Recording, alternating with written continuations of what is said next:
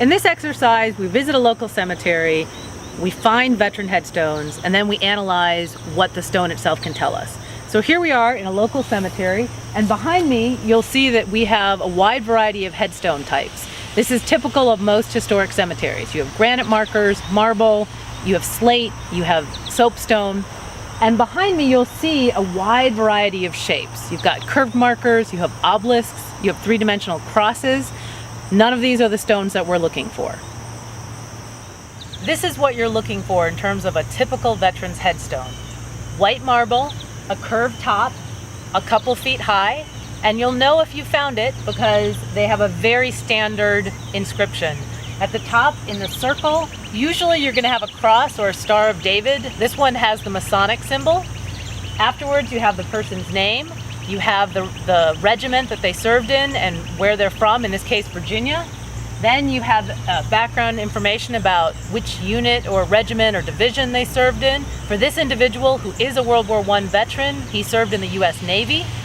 You can see from his dates that he would have gone in when he was about 21 years old, and he did not die in the conflict.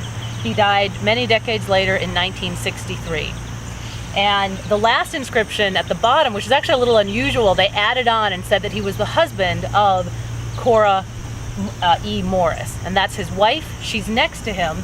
The second stone, also a little bit unusual.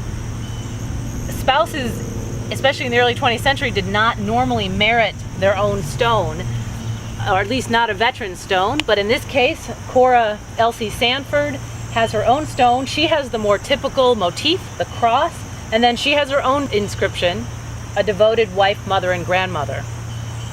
What's interesting about this plot is that they had a son who served in World War II.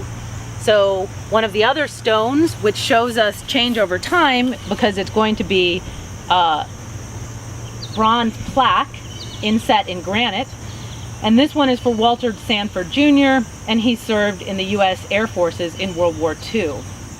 One last note in terms of cemetery organization, you'll note that this plot is enclosed by a concrete border.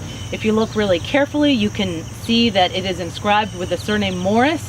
This was clearly Cora's parents' family plot, and that they agreed to have her and her husband and child buried in here. And then the Morris family, or the patriarch family, their stone is actually in the center, and it is this somewhat unusual but 19th century version of a tree inscribed with the initial of their surname and their information.